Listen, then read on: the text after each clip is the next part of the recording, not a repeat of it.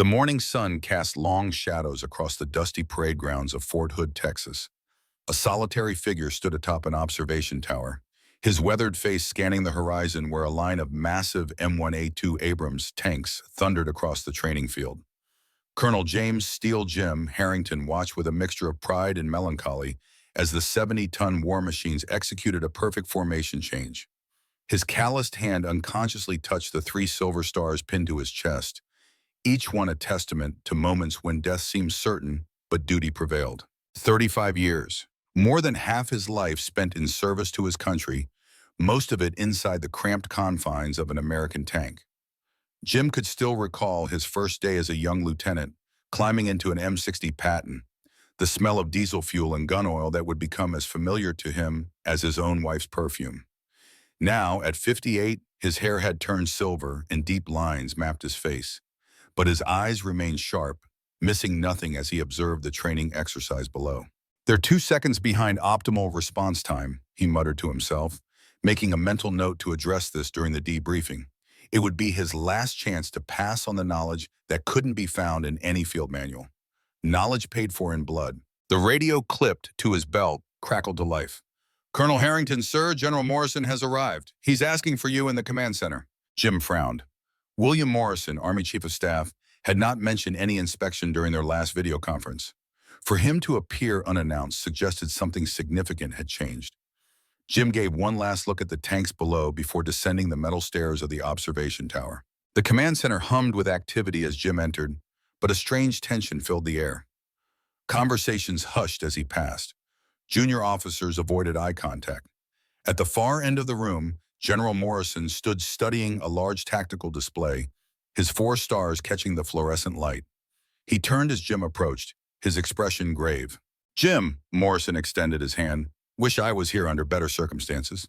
"What's happened, sir?" Jim asked, immediately thinking of foreign conflicts, terrorist actions, the dozen potential flashpoints that military men like them monitored constantly. "Not here," Morrison gestured toward a private briefing room. "Let's talk." Once the door closed behind them, Morrison didn't waste time. Congress is debating a 70% reduction in armored forces. The proposal has significant support. Jim felt as though he'd been struck. 70%? That would effectively dismantle most of our tank battalions. Morrison nodded grimly. The Defense Appropriations Committee has been shown footage from the Azerbaijan conflict. Russian T-90s being destroyed by low-cost drones. The video has gone viral. Public opinion is turning against obsolete heavy armor. Jim struggled to keep his voice even. "With all due respect, sir, those tanks were operating without proper support or modern countermeasures. They might as well have been sitting ducks." "I know that, and you know that," Morrison said, pulling out a tablet and bringing up the footage. "But this is what the committee sees." The tablet showed thermal imagery of tanks moving across open terrain. Suddenly, small signatures appeared from above. Within seconds, the tanks erupted in plumes of fire. The entire engagement lasted less than a minute. "They're shifting funding to autonomous weapons systems," Morrison continued. "DARPA's Project Vanguard, AI-controlled combat drones at 1/10 the cost of a main battle tank." Jim studied the general's face. "You didn't come all this way just to deliver bad news." Morrison's expression changed slightly. "The committee has agreed to one final demonstration, a comprehensive field test pitting our best tank crews against the Vanguard prototype systems. If the tanks perform well, we preserve core armored capabilities. And if they don't, then I'll be overseeing the largest reduction in armored forces since the end of World War II." Jim set his jaw. "When is this demonstration?" 30 days from now, at the National Training Center." Jim nodded slowly. "I assume you want me to put together a team." "Not just any team, Jim. I need your team. I need you back in a tank." The request hit him like a physical blow. Jim hadn't commanded a tank in actual field operations for nearly 5 years, having moved up to battalion and then brigade-level positions. His retirement ceremony was scheduled in less than 2 months. "Sir, with all due respect, there are younger tank commanders who—" Morrison cut him off. "I don't need younger. I need the best. You've got more combat experience in armored warfare than anyone currently serving. 3 silver stars, 7 confirmed tank kills in Desert Storm, 5 more in Iraq. You're a living legend in the armor branch." Jim stood silently for a moment, weighing the implications. What exactly would this demonstration entail? Morrison touched his tablet, bringing up schematics of a combat testing area. Three phases: reconnaissance and evasion against drone surveillance, tank versus anti-armor systems, and finally, combined arms operations in an urban environment. Against what opposition? The Vanguard system, autonomous drones with advanced AI tactical programming, developed by Quantum Defense Systems. Something in Morrison's tone made Jim look up sharply. Who's running Quantum's team? Morrison held his gaze. Robert Maxwell. The name landed like a grenade in the small room. Robert Digital Maxwell, once Jim's closest friend, his gunner during Desert Storm. The man whose legs Jim had personally pulled from the burning wreckage of their tank after an ambush outside Basra. The man who had sworn that Jim's decision to engage rather than retreat had cost the lives of half their platoon. Maxwell left the service 15 years ago, Jim said quietly, and has spent every moment since developing systems to make tanks obsolete, Morrison replied. He's made no secret of his opinion that tanks are, quote, mobile steel coffins that have killed more of our own men than the enemy has. Jim turned to look out the small window of the briefing room, watching as the tanks from the morning exercise returned to their staging area. Each one represented millions in taxpayer dollars, thousands of engineering hours, and countless lives entrusted to their protection. And all of it could disappear based on one demonstration. I'll need to handpick my crew, Jim said finally. Morrison nodded. Authorized. Anyone you want, regardless of current assignment. And full access to the latest upgrades and modifications. Already approved. Jim turned back to face the general. When do we start? Immediately. The transport for your team leaves for Fort Irwin at 1600 hours. Morrison extended his hand. The future of American armored warfare is in your hands, Jim. Don't let us down. After Morrison departed, Jim stood alone in the briefing room, the weight of the assignment settling onto his shoulders. 30 days to save the legacy of American armor. 30 days to prove that in the age of drones and artificial intelligence, there was still a place for steel titans and the men who crewed them. 30 days to face his former friend, now his greatest adversary. His phone buzzed with a text message. The transport details from Morrison's aide. Jim scrolled through the information, then opened his contacts. He knew exactly who he needed. The first call was to Master Sergeant Michael Gaines. At 45, Gaines was older than most NCOs of his rank, having been held back by his direct manner and occasional insubordination toward officers he didn't respect. But his gunnery skills were unmatched. In Iraq, Gaines had scored confirmed kills at ranges that other gunners considered impossible. More importantly, he and Jim had developed the near telepathic communication that only comes from facing death together. Gaines, the gruff voice answered on the third ring. It's Harrington. A pause. Colonel, heard you were riding a desk these days. How'd you like to get back in a tank? One last mission. Another pause, longer this time. Real combat or some dog and pony show for the brass? Something in between. Trial by fire against the next generation of anti-tank systems. They're trying to make us obsolete, Gaines. A low chuckle came through the line. They've been trying to make tanks obsolete since the first anti-tank rifle in 1917. I'm in, sir. Be at Fort Hood Airfield at 1500. Pack for a month at NTC. Roger that. Who's driving? I'm calling Ramirez next. Good choice. Kid's got a sixth sense for terrain. Who's filling the fourth seat? Jim hesitated. I've got someone in mind. After ending the call, Jim scrolled to another contact. Sergeant David Ramirez had been with him during his last deployment to Afghanistan. Only 32, Ramirez came from a family with a proud tradition of tank service. His grandfather had driven Shermans in World War II, his father Pattons in Vietnam. Ramirez handled the massive Abrams with a delicate touch that seemed impossible for a 70-ton vehicle, finding paths through terrain that others deemed impassable. Sergeant Ramirez, came the crisp answer. It's Colonel Harrington. How fast can you get to Fort Hood? Without hesitation. For you, sir, 4 hours if I push it. Do it. Airfield at 1500. I need a driver for a special assignment. I'm already on my way, sir. For the crucial fourth position, Jim had a more difficult choice. Modern tanks required someone who understood the complex electronics and computer systems that had transformed armored warfare. After considering several options, he settled on Sergeant Jason Cooper, a 25-year-old technical specialist with a gift for electronic systems. Cooper had never seen actual combat, but his understanding of the Abrams' sophisticated targeting and defensive systems was unparalleled. Cooper, came the distracted answer, background noise suggesting he was in the middle of some technical task. Sergeant Cooper, this is Colonel Harrington. The background noise immediately ceased. Colonel, sorry, sir. I was just calibrating a new thermal imaging system. How would you like to use that system in the field? I'm putting together a special demonstration team. At the National Training Center? Against the Vanguard drones? Cooper asked, surprising Jim with his knowledge. How did you know about that? A slight hesitation. It's all over the technical forums, sir. Quantum Defense has been recruiting electronics specialists. They're saying it's going to change warfare forever. Jim processed this information. So you know what we're up against? Yes, sir. And if you're calling me, you need someone who can counter their electronic warfare capabilities. Can you do it? Sir, with all due respect to Quantum, I've been hacking systems like theirs since high school. I'm already packing. As Jim ended the call, satisfaction at assembling his core team was immediately tempered by the knowledge that one crucial position remained unfilled. By protocol, a tank crew required an officer as vehicle commander. Jim could serve that role himself, but the demonstration would require multiple tanks operating in coordination. He needed a platoon leader he could trust implicitly. The door to the briefing room opened, and a young officer entered. Lieutenant Thomas Harrington stood ramrod straight, his uniform impeccable, his face a younger version of Jim's own. At 28, he had graduated near the top of his West Point class and had already completed one tour in Eastern Europe as part of NATO's enhanced forward presence. You wanted to see me, sir? Thomas asked formally, maintaining military protocol despite addressing his father. Their relationship had been strained for years, ever since Jim had missed Thomas's high school graduation due to an unexpected deployment. The distance had only grown when Thomas chose to attend West Point, following in his father's footsteps while simultaneously trying to forge his own path. At ease, Jim said, studying his son's face.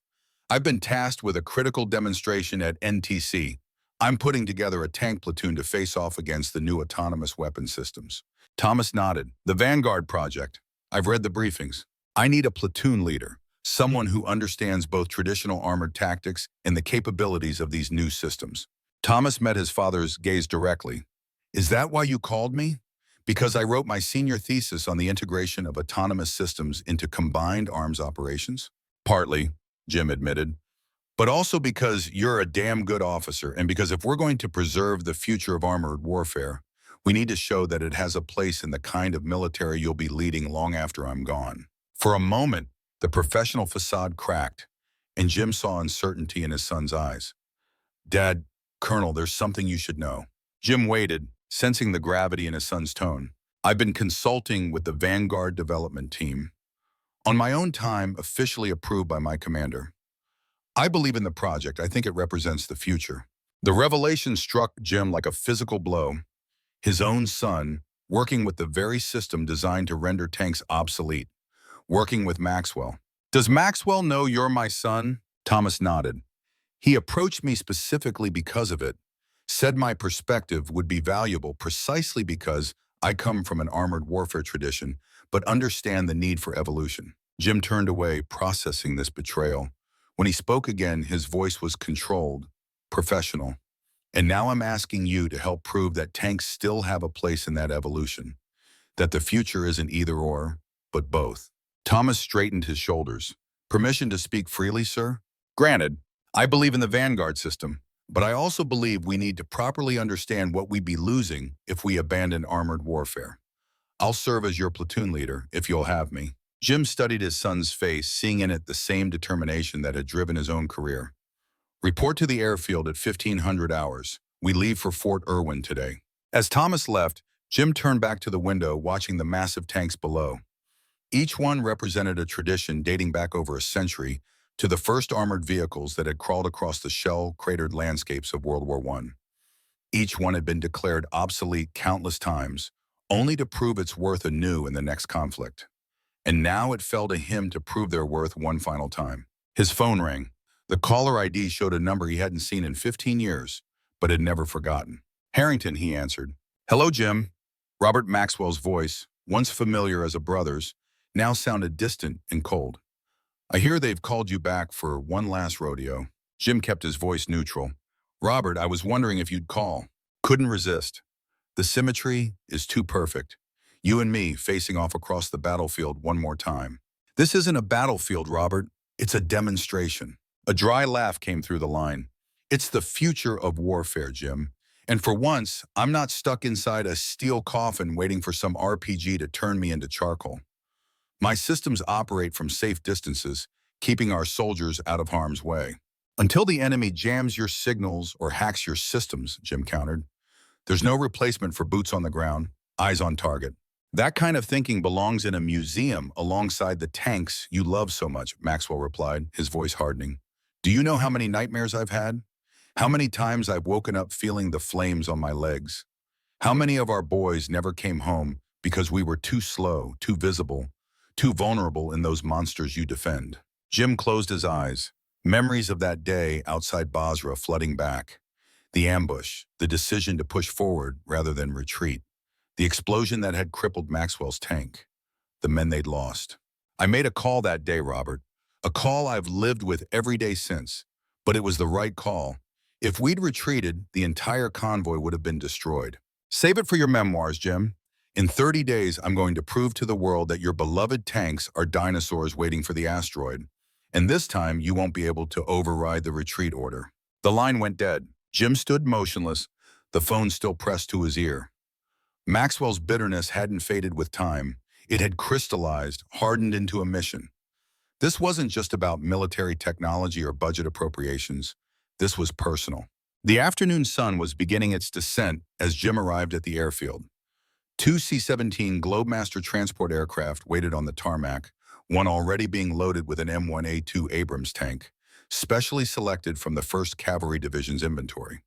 The massive vehicle, painted in desert tan, represented the latest evolution of a design that had dominated battlefields for 4 decades. Master Sergeant Gaines was already there, his duffel bag at his feet as he supervised the loading operation with a critical eye. He straightened as Jim approached. Sir, he said with a nod, they're giving us Hull 8-4, best in the battalion, fresh engine rebuild, new thermal sights, the works. Jim examined the tank as it was carefully winched into the aircraft's cavernous cargo bay. What about the active protection system? Trophy APS, latest version, should handle most conventional threats, but these Vanguard drones are supposed to be something else. Cooper's already talking about modifications. As if summoned by his name, Sergeant Cooper appeared, carrying not just a standard military duffel, but also a hard case that undoubtedly contained specialized electronic equipment. Despite his youth, Cooper carried himself with the confidence of someone who knew his exceptional value to the mission. Colonel Harrington, he greeted Jim with a salute. I've been reviewing what we know about the Vanguard system. Their primary advantage is networking. Dozens of drones sharing data in real time, coordinating attacks from multiple vectors. Jim nodded. And your thoughts on countering that advantage? A slight smile crossed Cooper's face. Every network has vulnerabilities, sir, especially one trying to maintain real-time coordination across dozens of nodes. I've got some ideas I'd like to implement once we reach Fort Irwin. Sergeant Ramirez arrived next, slightly out of breath from his hasty journey. Reporting as ordered, sir. Sorry for cutting it close. You're on time, Sergeant, Jim assured him. That's all that matters. Ramirez glanced at the tank being loaded. Hull 8-4? I know her. Suspension's a bit stiff on the right side, but she'll dance if you ask her nicely. The easy familiarity with which Ramirez spoke of the massive war machine reminded Jim of why he'd chosen him. To most people, tanks were intimidating behemoths. To men like Ramirez, they were extensions of themselves, responsive to the subtlest commands. Lieutenant Thomas Harrington was the last to arrive, accompanied by 2 more officers Jim had requested for the additional tanks in their demonstration platoon. The formality between father and son remained, though Jim noticed Thomas eyeing Hull 84 with what appeared to be genuine interest. All present and accounted for, sir, Thomas reported. Captain Lewis and Lieutenant Yamamoto will command tanks 2 and 3. Jim nodded to the other officers, then addressed the assembled team. In case there's any confusion about why we're here, let me be clear. The future of American armored forces is at stake. If we fail this demonstration, Congress will gut funding for tank battalions across the service. He paused, looking each man in the eye. But this isn't just about budgets or equipment. This is about a core capability that our nation has relied on for over a century. When American tanks rolled into Germany in 1945, they brought with them the promise of liberation. When they faced down Soviet forces during the Cold War, they embodied our resolve. When they smashed through the Republican Guard in '91, they demonstrated American power in its most decisive form. The men listened intently, even those too young to remember the conflicts Jim referenced. Now we face a new kind of threat. Not just the enemy abroad, but skeptics at home who believe that armored warfare has no place in the conflicts of tomorrow. Our job is to prove them wrong, to demonstrate that there is no algorithm, no drone, no autonomous system that can replace steel resolve and human judgment in the chaos of battle. Jim could see his words having the desired effect. Even Thomas seemed moved, though he tried to maintain his professional demeanor. We leave in 20 minutes. Once we reach Fort Irwin, we'll have 29 days to prepare for the most important tank battle none of us will ever actually fight. Questions? Gaines spoke up. Sir, what exactly are we up against with these Vanguard drones? Jim gestured to Cooper, deferring to his technical expertise. Based on available information, Cooper began, the Vanguard system consists of 3 tiers of autonomous vehicles. High-altitude surveillance drones provide battlefield awareness. Medium-altitude attack drones carry precision munitions. And ground-level infiltration drones can penetrate defensive perimeters for close reconnaissance or direct attack. All controlled by AI? Captain Lewis asked. Hybrid system, Cooper replied. Strategic decisions made by human operators, tactical execution by the AI. The key advantage is response time. While we're still processing what we're seeing, the system has already calculated optimal attack vectors and deployed countermeasures. A somber mood settled over the group as the implications became clear. They weren't just fighting for budget lines or military doctrine. They were fighting against the perception that they themselves were obsolete, replaceable by silicon and algorithms. One more thing, Jim added. The Vanguard team is led by Robert Maxwell. Some of you may know him as a pioneer in military AI applications. I know him as a former tank commander who believes our time has passed. He has a personal stake in proving us obsolete. Thomas shifted uncomfortably, and Jim wondered how much his son knew about his history with Maxwell. We load up in 5 minutes, Jim concluded. Next stop, Fort Irwin. The most important 30 days of our careers begin now. As the team dispersed to gather their final belongings, Jim took a moment alone, staring at the massive tanks secured in the aircraft. For 35 years, machines like this had been his home, his office, his sanctuary, and occasionally his hell.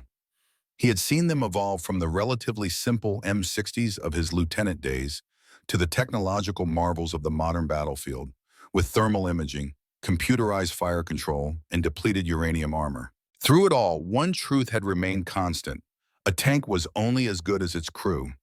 The men who operated it, who maintained it, who fought in it, and sometimes died in it, they were the true weapon system. No drone, no matter how sophisticated, could replace the intuition of a veteran tank commander who could sense an ambush before it was visible, or the instincts of a driver who could feel when terrain was about to give way. As Jim climbed the loading ramp into the aircraft, he cast one last look at Fort Hood, where his career had begun as a fresh lieutenant. If he failed in the coming demonstration, it might be the last time he saw an active American tank battalion at full strength. The thought strengthened his resolve. They would not fail. They could not fail. The massive rear door of the C-17 began to close, sealing Jim and his team inside with the 70-ton war machine that would carry their hopes in the future of American armored warfare into battle one final time. 4 hours later, the aircraft touched down at the airstrip serving the National Training Center at Fort Irwin, deep in the Mojave Desert of California. As the rear ramp lowered, Jim was struck by the harsh beauty of the landscape, a sea of sand and scrub interrupted by jagged mountains. If any environment could test the limits of both men and machines, this was it. A small, welcoming committee awaited them on the tarmac. Leading the group was Brigadier General Howard, commander of the National Training Center, a man known for his blunt assessments and demanding training regimens. Colonel Harrington, Howard greeted him with a firm handshake. Welcome back to NTC. Been a while since you were in the hot seat instead of the observation post. Thank you, sir, Jim replied. Looking forward to the challenge. Howard's expression turned serious. You know what's at stake here. Half of Washington will be watching this demonstration, including people who've already made up their minds about the future of armored warfare. All we need is a fair test, sir. Howard glanced past Jim to where Hull 84 was being carefully offloaded from the aircraft. You'll get that. I've assigned you Range Complex 3 for your exclusive use. Full up for support as needed for your training, whatever you require. Jim nodded his appreciation. And the Vanguard team? Set up on the east side of the range. They've been here 2 weeks already, building quite the operation. Howard hesitated.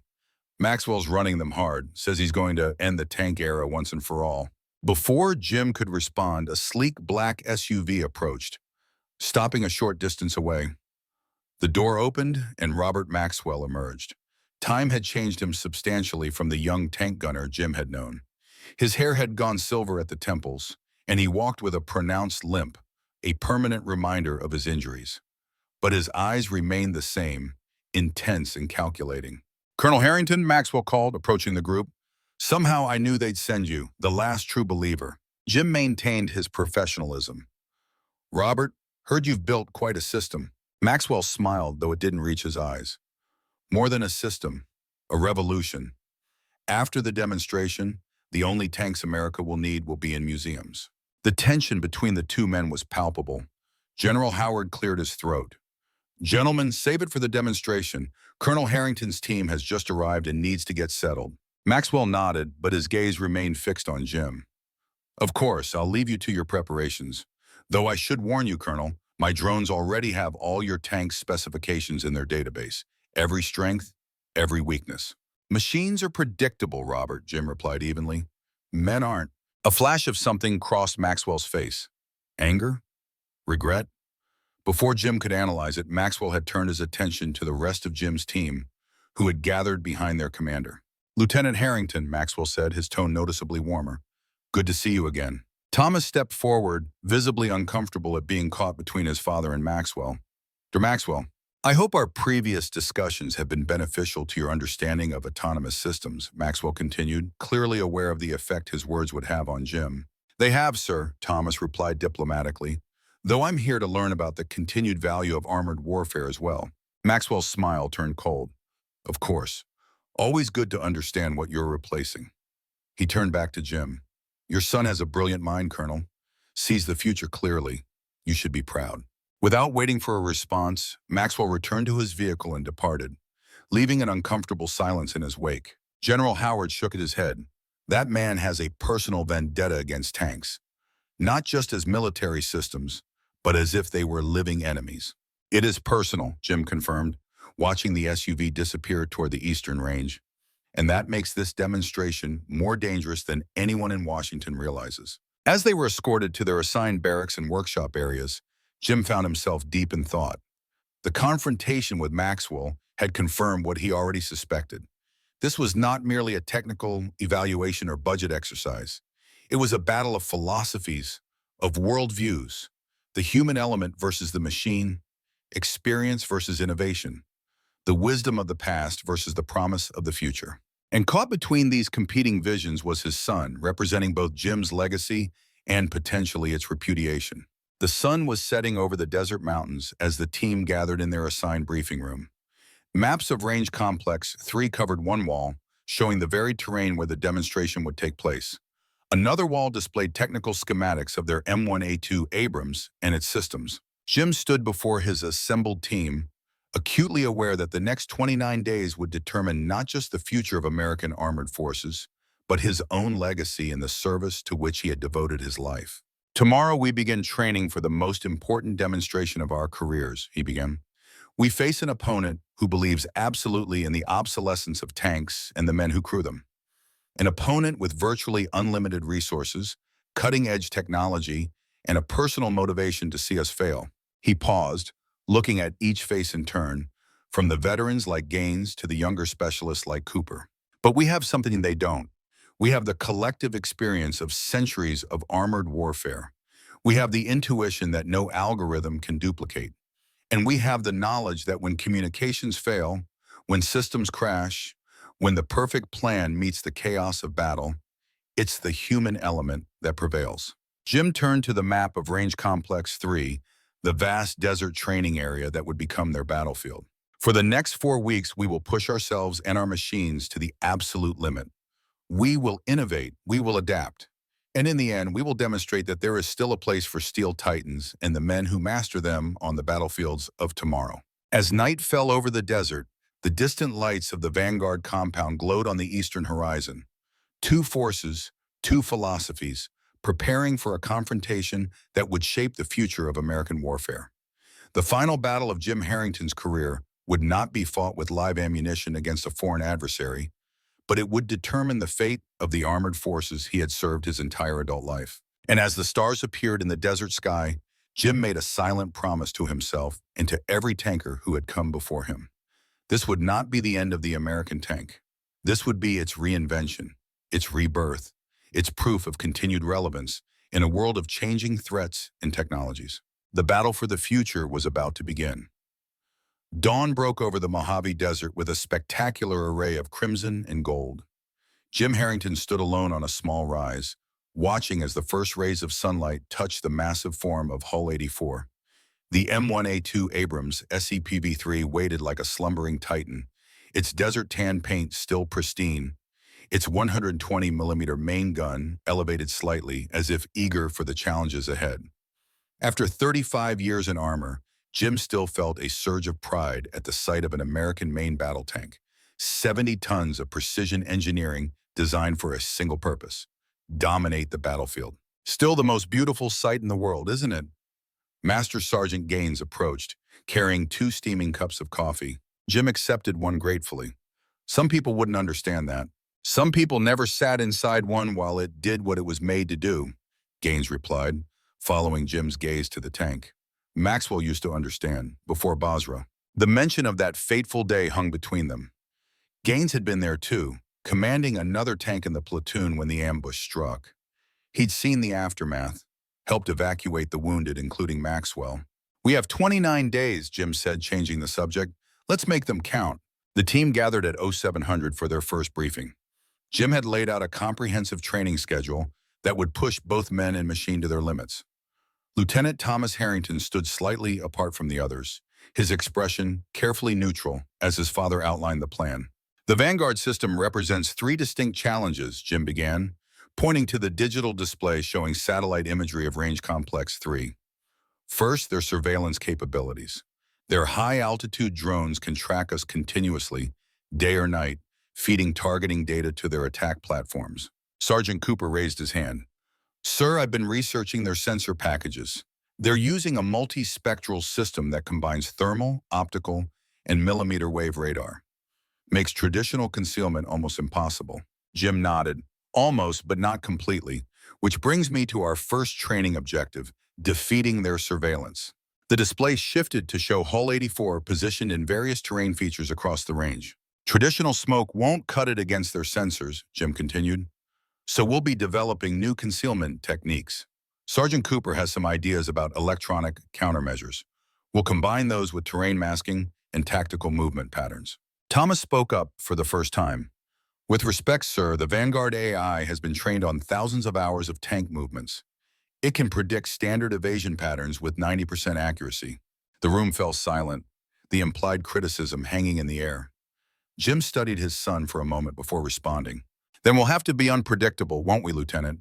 Good thing we have humans making the decisions instead of algorithms." Thomas didn't back down.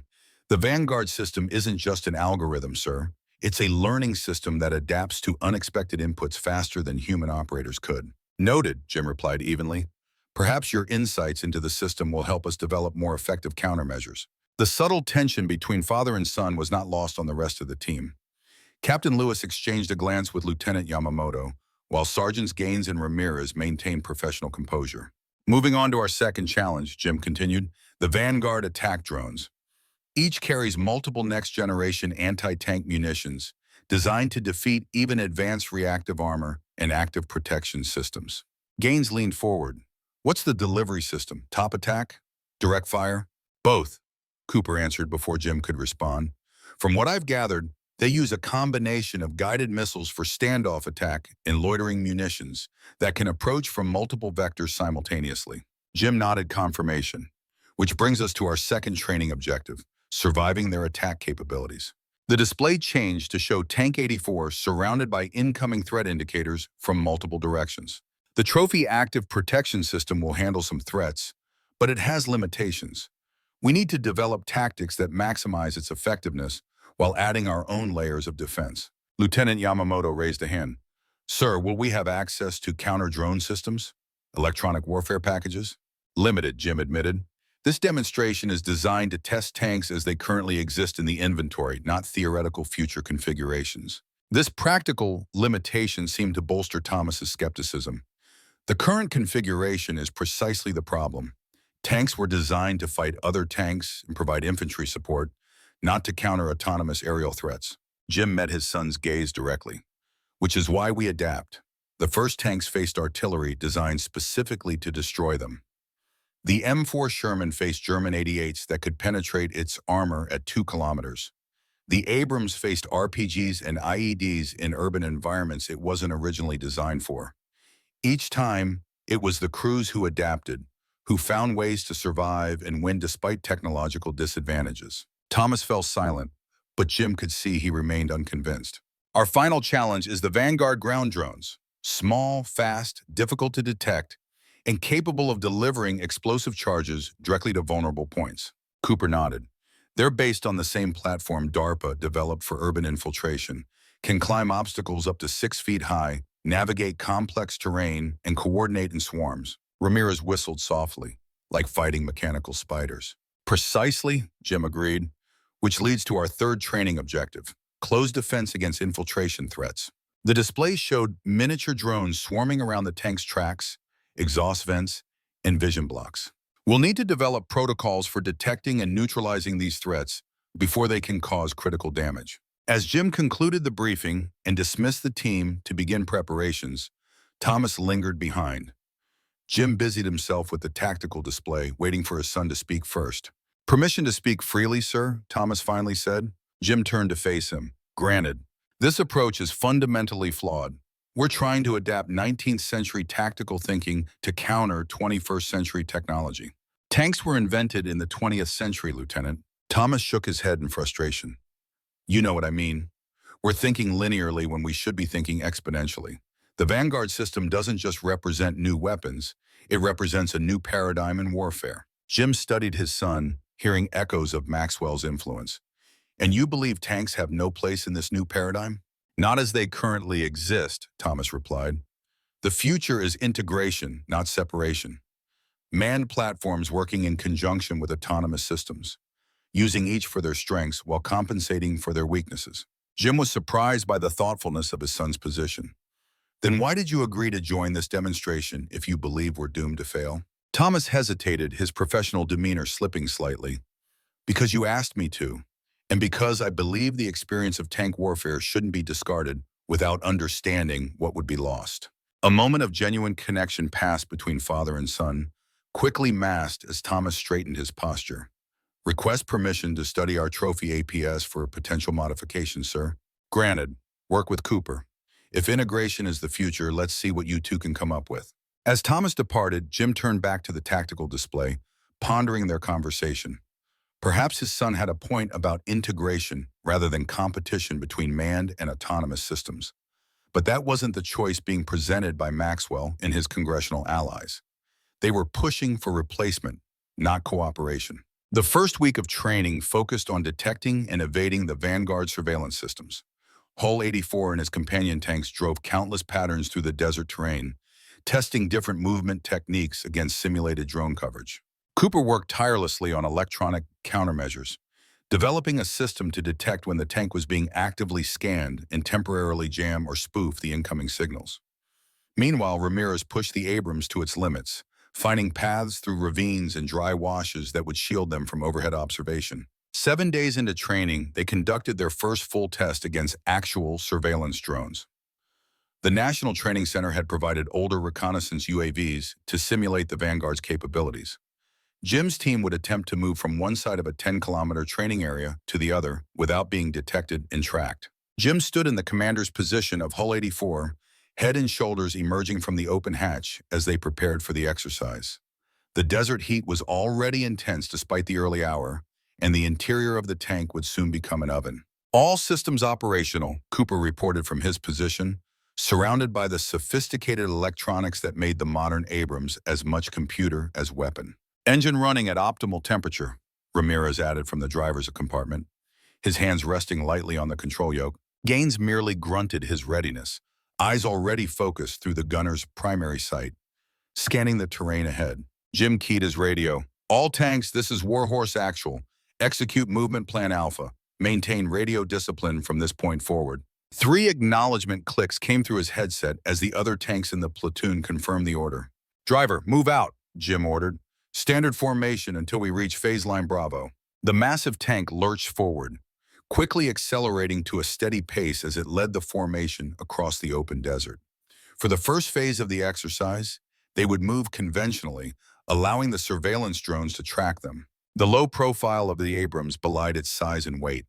From a distance, the tank seemed to skim across the desert floor, its tracks kicking up minimal dust thanks to Ramirez's skilled handling. The other tanks maintained perfect spacing, creating a diamond formation that maximized their overlapping fields of fire. After 15 minutes, they approached the first waypoint, marked by a small outcropping of rock. Phase line Bravo approaching, Cooper announced. Surveillance drone detected at bearing 270, altitude approximately 15,000 feet. Jim nodded. Right on schedule. All tanks execute scatter plan 1. Without further communication, the tight formation dissolved. Each tank veered off in a different direction, creating maximum separation while maintaining individual movements that appeared random but were carefully choreographed. Hull 84 accelerated rapidly, then made a sharp turn into a narrow ravine, its width barely accommodating the tank's bulk.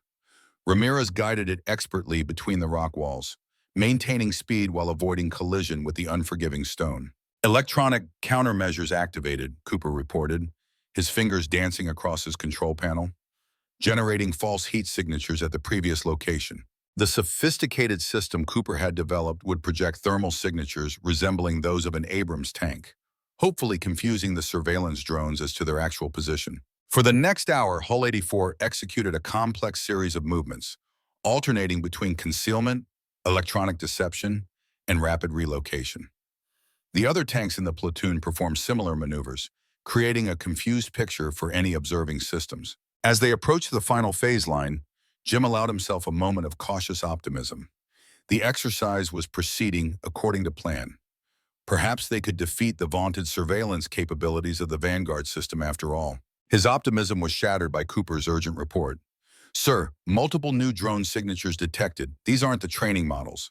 Jim snapped his attention to Cooper's display. Confirm. Radar cross-section and movement patterns match Vanguard specifications. Sir, I think Maxwell is observing our exercise. Before Jim could respond, the radio crackled to life with General Howard's voice. Warhorse Actual, be advised. You have unauthorized surveillance in your training area.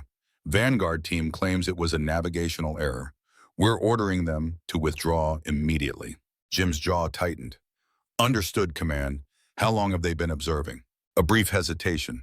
Approximately 20 minutes. We're reviewing their recorded data now to ensure it's deleted. But the damage was done.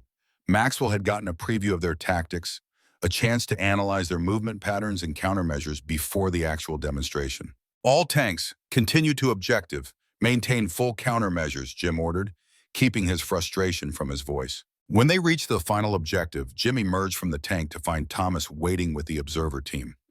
His son's expression was unreadable as he approached. They saw everything, didn't they? Jim asked without preamble. Thomas nodded. Dr. Maxwell claims it was a programming error. Their drones were running an automated patrol pattern and crossed into our airspace accidentally. And you believe that? Thomas hesitated. It doesn't matter what I believe. What matters is that our concealment tactics are now compromised. Jim looked past his son to where the other tanks were arriving at the rally point. Then we'll develop new ones. In 3 weeks, against an AI that's already analyzing what they observed today? Thomas shook his head. Sir, we need to reconsider our approach entirely. Jim felt his patience wearing thin. If you have a constructive suggestion, Lieutenant, I'm all ears. To his surprise, Thomas did. Integration. We need to stop trying to hide from their surveillance and instead feed it false information. Cooper's electronic deception systems show promise, but we're thinking too defensively. Jim considered this. Go on. What if we created a network of false signatures, not just to mask our location, but to present them with multiple potential targets, force their system to divide its attention and resources? It was a bold idea, one that showed genuine tactical insight. Work with Cooper to develop the concept. If it's viable, we'll incorporate it into the next phase of training. Thomas nodded and departed, leaving Jim to wonder if his son was truly committed to their success or merely ensuring he had influence over their approach. The question of divided loyalties couldn't be ignored, especially after today's navigational error by the Vanguard team. The second week of training brought new challenges as they shifted focus to defending against the Vanguard attack drones. The Trophy Active Protection System on the Abrams was designed to defeat incoming anti-tank missiles by detecting their approach and launching specialized countermeasures to intercept them before impact. But the system had limitations: a finite number of interceptors, blind spots in its coverage, and vulnerability to simultaneous attacks from multiple directions. To test their defenses, the National Training Center provided target drones equipped with simulated weapons. While not as sophisticated as the Vanguard system, they would allow Jim's team to practice coordinated defensive tactics. The test began at midday with all 4 tanks positioned in a defensive formation on a small plateau. The drones would approach from random vectors, simulating attack runs with laser designators that would register as hits if they maintain lock on a vulnerable area of the tanks for more than 3 seconds. Multiple contacts approaching from the southeast, Cooper announced from his station, classified as Vanguard Type 2 attack platforms. Jim acknowledged the report and issued orders to the platoon. All tanks maintain formation, coordinate trophy coverage by sector. Gunners, prepare to engage with coaxial machine guns if drones enter your assigned envelope. While the main gun of the Abrams was impractical for engaging small, fast-moving aerial targets, each tank was equipped with a 7.62mm machine gun mounted coaxially with the main gun, sharing its sophisticated fire control system. The first wave of drones approached rapidly, spreading out to attack from multiple angles. The trophy systems activated automatically as the drones locked on, launching countermeasures that successfully disrupted several attack runs. But there were simply too many simultaneous threats. "Hull 2 reporting hit on rear deck," came the voice of Captain Lewis. "Their targeting algorithm found the trophy blind spot." Jim watched as the drones regrouped for another attack run. They're learning. Each attack is more coordinated than the last. The exercise continued for 40 grueling minutes, with the drone attacks becoming increasingly sophisticated. By the end, all 4 tanks had registered multiple hits that would have been catastrophic in actual combat. As the team gathered for debriefing, the mood was somber.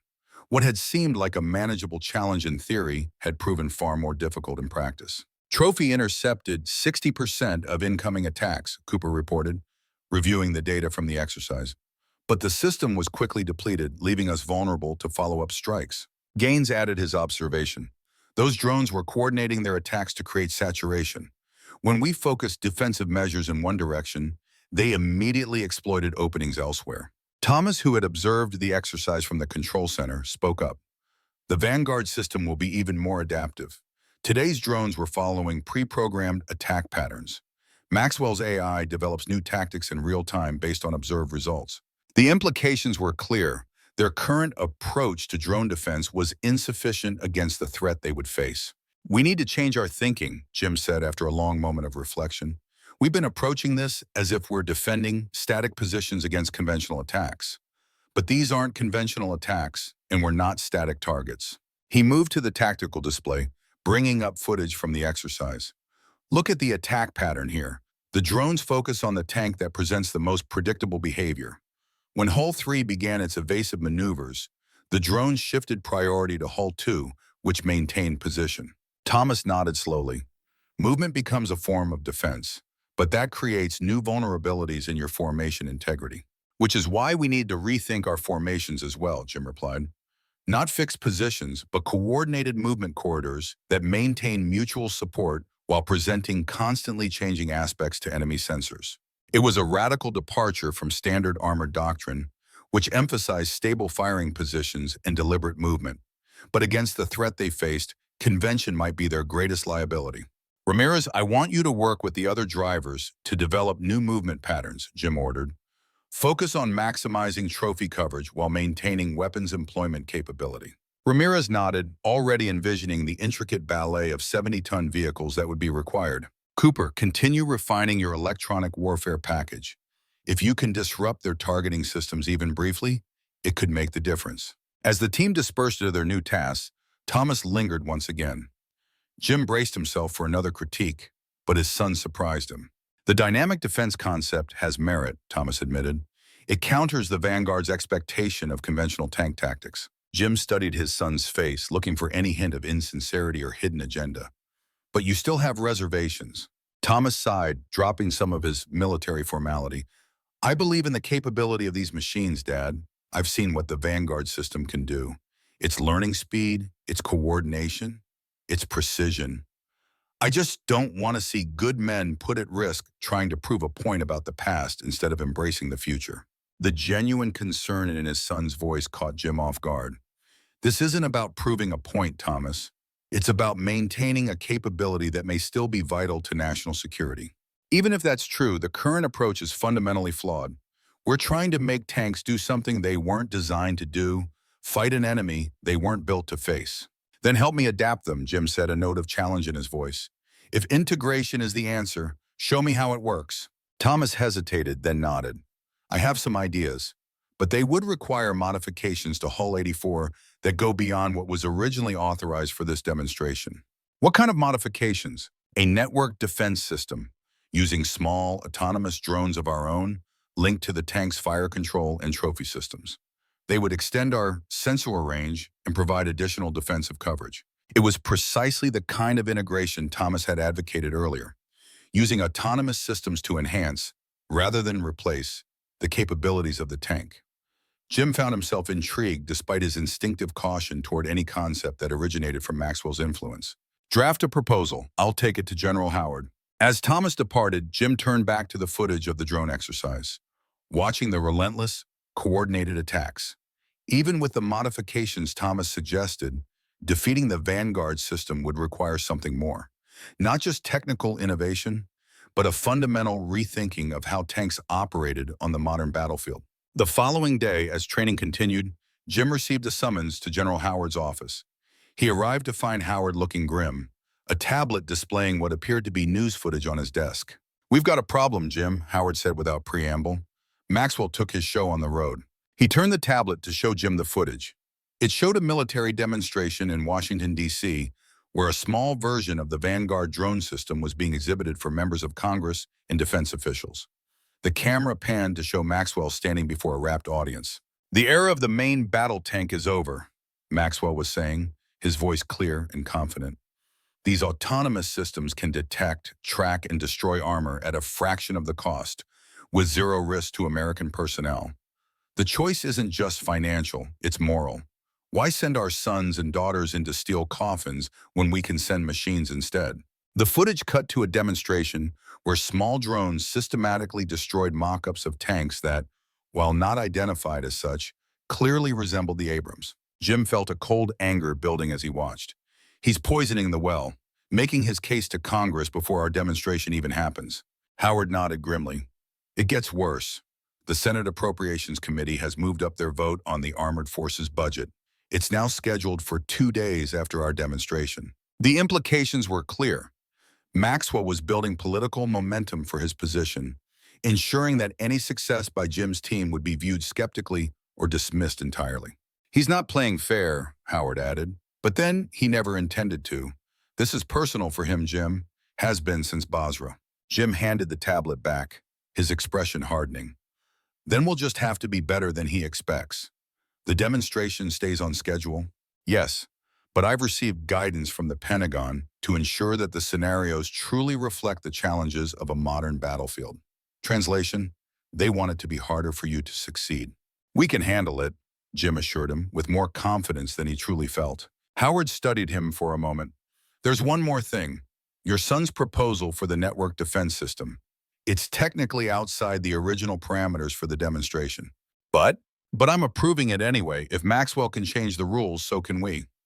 Howard handed Jim an authorization form. The equipment will be delivered tomorrow. You have 2 weeks to integrate it into your defensive systems. Jim accepted the form with a mix of gratitude and concern. The network system might give them a fighting chance, but 2 weeks was barely enough time to install it, let alone train the crews in its use. Thank you, sir. Howard waved away the thanks. Don't thank me yet. Maxwell already filed a protest when he heard about the approval. He's demanding equal adjustments to the Vanguard capabilities. And he'll get them. This isn't about fairness anymore, Jim. It's about survival, of the armor branch and maybe of your career.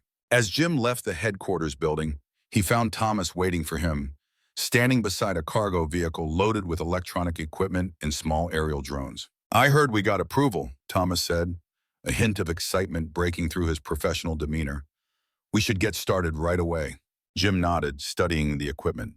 "This is all Vanguard technology, isn't it?" Thomas hesitated. "The hardware is standard military issue. The integration software is adapted from Vanguard protocols." "Adapted how?" "I worked on some of the early Vanguard defensive algorithms. The version we're using is my own modification, designed specifically for tank protection rather than autonomous operations." Jim felt a mixture of pride in his son's capabilities and concern about his divided loyalties. "Does Maxwell know you've taken his work and repurposed it for us?" Thomas met his father's gaze directly. "He knows I'm helping you. He doesn't know exactly how. And if we succeed, if we prove his system isn't the end of tanks after all?" A complex emotion crossed Thomas's face. "Then the future of warfare will be more nuanced than either of you currently believe. It won't be tanks versus drones. It will be both, working together." It was a diplomat's answer, careful to avoid declaring absolute allegiance to either side. But for now, Jim would take it. They needed Thomas's expertise, and if the price was some ambiguity about his ultimate position, so be it. The integration of the network defense system into Hull 84 proved more challenging than anticipated. The tank's existing electronic architecture wasn't designed for the kind of real-time data sharing that Thomas's system required. Cooper worked around the clock, modifying connections and writing interface code to make the disparate systems communicate. Meanwhile, Ramirez and Gaines continued training with the other tank crews, refining their dynamic defense tactics. The concept was evolving from simple coordinated movement to a complex dance of advancing, retreating, and rotating positions, all while maintaining overlapping fields of fire and maximizing the effectiveness of their trophy systems. 10 days before the demonstration, they conducted a full-scale test of the integrated systems. Hull 84, now augmented with Thomas's network defenses, would face a simulated Vanguard attack alongside the unmodified tanks of the platoon. Jim stood in his commander's position as the exercise began, watching the small defensive drones deploy from their containers on the tank's rear deck. Each no larger than a dinner plate, the drones rose to various altitudes, creating a protective umbrella around the tank. Their sensors linked directly to Hull 84's fire control and trophy systems, extending the tank's awareness far beyond its conventional capabilities. "Defensive network active," Cooper reported. "All drones reporting optimal function. Sensor feeds integrated with main systems." "Impressive," Jim admitted, watching the drone positions on his commander's display. "Let's see how it performs under pressure." The test drones appeared on the horizon, more numerous and sophisticated than in previous exercises.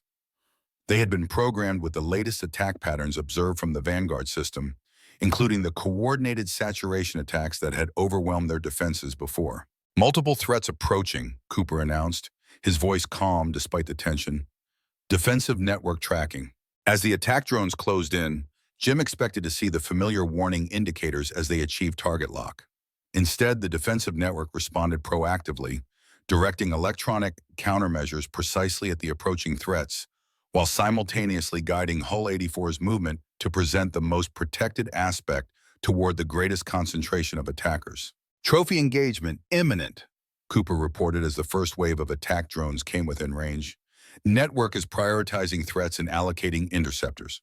The trophy system fired, its countermeasures streaking toward the highest priority threats identified by the network.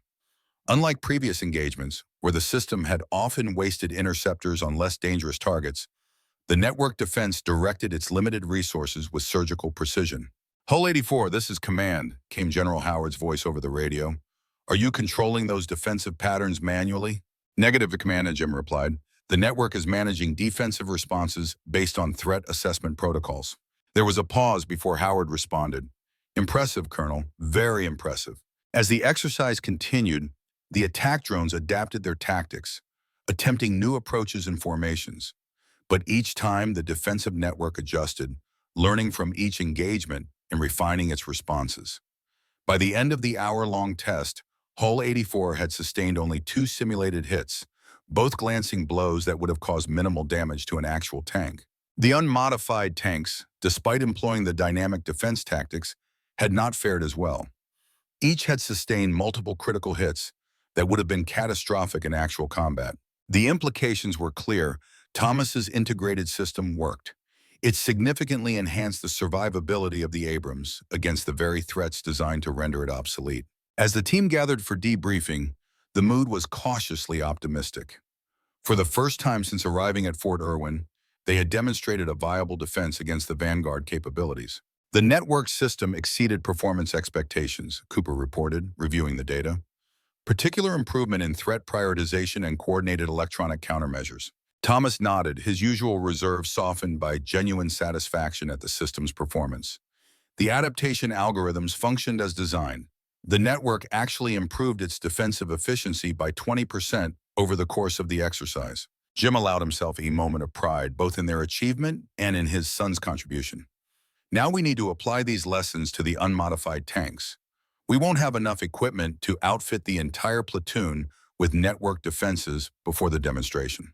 The celebration was short-lived. As they discussed implementation plans, General Howard entered the briefing room, his expression grim. "Colonel Harrington, a word in private." Jim followed Howard to a secure office, concern growing at the general's demeanor. "What's happened, sir?" Howard closed the door before responding. "Maxwell knows about your son's system. He's demanding that it be excluded from the demonstration as an unauthorized modification beyond the scope of current tank capabilities." Jim felt a surge of anger. "The modification was approved by you, sir." "And now I'm being overruled," Howard replied, frustration evident in his voice. "The Pentagon wants a demonstration of current capabilities, not theoretical future upgrades." "That's convenient for Maxwell, isn't it? His entire system is theoretical, yet somehow that's acceptable." Howard sighed heavily. "Politics, Jim. Maxwell has supporters in high places, people who want to see a shift away from traditional platforms toward autonomous systems. They're using this demonstration as justification for decisions they've already made." Jim processed this setback, his mind racing for alternatives. What exactly is being prohibited? The network drone defense system. You can keep any modifications to the existing tank systems, but the external drones have to go. A potential loophole presented itself. What about the software integration, the threat prioritization algorithms Thomas developed? Howard considered this, not specifically mentioned in the prohibition. If you can implement those improvements within the tank's existing systems, I don't see how they could object. It wasn't ideal, but it was something. "We'll make it work, sir." As Jim returned to the team with the news, he observed their reactions carefully. Cooper and the tank crews were visibly disappointed, but immediately began discussing adaptations. Thomas, however, showed little surprise, as if he had expected this development. "You knew this would happen," Jim said quietly to his son, after the others had departed to begin modifications. Thomas met his father's gaze steadily. "I suspected it might. Maxwell is protective of his technology, and he sees this as intellectual property theft, even though I developed the integration algorithms independently." "Did you warn him about our system?" The question hung in the air between them, the implied accusation of betrayal unmistakable. "No," Thomas replied firmly. "Whatever you might think of my relationship with Maxwell, I would never compromise this mission. But there are many at the Pentagon with access to our modification requests, and not all of them want to see tanks preserved in the future force structure." Jim studied his son's face, searching for any sign of deception. Finding none, he nodded slowly. "Then we adapt. Again, what can we salvage from your system without the external drones?" "The threat assessment and prioritization algorithms," Thomas replied without hesitation. "We can still significantly improve the efficiency of the trophy system and coordinate defensive movements between tanks. We just lose the extended sensor range and additional interceptor capacity. Get with Cooper. Make it happen." As Thomas departed, Jim remained in the briefing room, contemplating their situation. The pattern was becoming clear. Any advantage they developed would be challenged. Any success would be undermined. Maxwell and his supporters were determined to see tanks consigned to military history, regardless of what Jim's team demonstrated. The realization was simultaneously disheartening and clarifying. If the demonstration wasn't going to be fair, if the outcome was being manipulated to support a predetermined conclusion, then perhaps they needed to change their approach entirely. Jim spent the night reviewing everything they had learned about the Vanguard system, looking for vulnerabilities they hadn't yet exploited. By morning, he had developed a radical new concept, one that would either save the future of American armor or confirm its obsolescence once and for all. The team gathered for what would be their final strategic briefing before the demonstration, now just 1 week away. The mood was subdued but determined, each man aware of the mounting challenges they faced. Our approach to date has been fundamentally defensive, Jim began, standing before the tactical display. We focused on detecting, evading, and surviving the Vanguard attacks. Today that changes. He activated the display, showing a new tactical configuration. From this point forward, we go on the offensive. Surprise registered on the faces around the room. Gaines was the first to speak. Sir, with respect, how do we attack a system designed specifically to destroy us from beyond our engagement range? By changing the battlefield, Jim replied. The Vanguard system has one critical vulnerability. It's designed to defeat tanks as they currently fight. So we won't fight as tanks currently fight. He expanded the tactical display, showing the entire demonstration area. The final phase of the demonstration will take place here, in the urban training complex. Traditional doctrine would have us avoid urban environments whenever possible, or approach them with extensive infantry support. Thomas interjected, because tanks are vulnerable in cities. Limited fields of fire, restricted movement, threats from above, limited visibility. Exactly, Jim agreed, which is why the Vanguard system will expect us to either avoid the urban area entirely or approach it cautiously by the book. A light of understanding began to dawn in Gaines's eyes. So we do the opposite.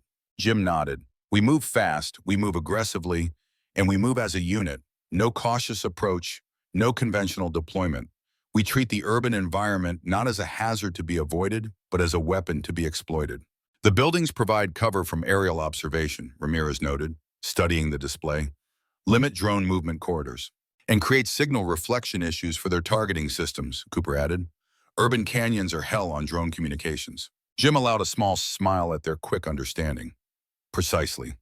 We use the urban terrain to negate their advantages in surveillance and standoff attack, forcing them to engage us in an environment where their systems are compromised and our armor and firepower remain decisive. It was a bold strategy, running counter to decades of armored warfare doctrine.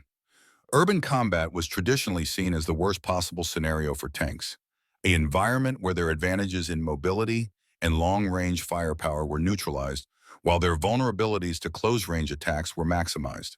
We'll need to modify our training immediately, Jim continued. Ramirez, I want you working with all the drivers on high-speed urban maneuvers, routes that maximize covered approaches while maintaining unit cohesion. Yes, sir, Ramirez replied, already mentally mapping potential movement corridors. Cooper, focus on exploiting the urban environment to disrupt their electronic systems. Signal reflections, dead zones, anything that might confuse their targeting and coordination. Cooper nodded enthusiastically. I've got some ideas about using the buildings as electromagnetic shields, sir. Gaines, I need you to develop fire control solutions for urban engagements. Rapid target acquisition, minimal exposure time. Gaines grunted his acknowledgement. Been a while since I had to shoot around corners, sir, but I remember how. Finally, Jim turned to his son. Thomas, you know the Vanguard AI better than anyone here. How will it respond to this approach? Thomas considered this question carefully. Initially with confusion, the system is trained on conventional tank tactics. A high-speed urban assault falls outside its primary dataset. He paused. But it will adapt quickly, redirecting drones to establish new firing positions and infiltration routes. How quickly? Minutes, not hours, maybe less. Jim nodded, having expected this answer. Then our advantage will be fleeting. We need to exploit it fully from the moment the urban phase begins. As the team dispersed to begin implementing the new strategy, Jim felt a renewed sense of purpose. They were no longer trying to merely survive the Vanguard attacks or demonstrate incremental improvements to existing defenses. They were fundamentally changing the nature of the engagement, forcing Maxwell's system to confront tanks operating in ways it hadn't been programmed to counter. The final week of preparation passed in a blur of intensive training. The tank crews practiced high-speed urban maneuvers that would have made their instructors at the armor school recoil in horror. They executed tight turns through narrow streets, used buildings as shields against simulated drone attacks, and developed techniques for rapid fire engagements with minimal exposure. Cooper worked with Thomas to refine the threat assessment algorithms for urban environments, focusing particularly on detecting and neutralizing the small infiltration drones that would pose the greatest danger in close quarters. 3 days before the demonstration, Jim received word that Maxwell had requested a meeting. Curious about his former friend's intentions, Jim agreed to meet at a neutral location, the officers' club at Fort Irwin's main post. Maxwell was already seated at a corner table when Jim arrived, a glass of whiskey before him. He looked up as Jim approached, his expression unreadable. "Jim," he greeted, gesturing to the chair opposite. "Thanks for coming." Jim nodded but remained standing. "What can I do for you, Robert?" Maxwell sighed. "Sit down, please. This isn't an ambush." After a moment's hesitation, Jim took the offered seat. A server appeared and Jim ordered coffee, declining anything stronger. He needed a clear head for whatever Maxwell had planned. "I saw your team training yesterday," Maxwell said after the server departed. "Urban assault tactics, bold, unexpected." Jim kept his expression neutral. "Observing our training again? Another navigational error by your drones?" A ghost of a smile touched Maxwell's lips. "No, good old-fashioned human intelligence. You've been running those tanks through the urban complex for 3 days. Half the post is talking about it." Jim conceded the point with a slight nod. They hadn't been trying to keep the new approach secret. Indeed, its effectiveness partly depended on its audacity. "So," Maxwell continued, "you're gambling everything on a high-speed urban assault, trying to negate my system's advantages by bringing the fight into the concrete jungle." "Something like that." Maxwell studied him for a long moment.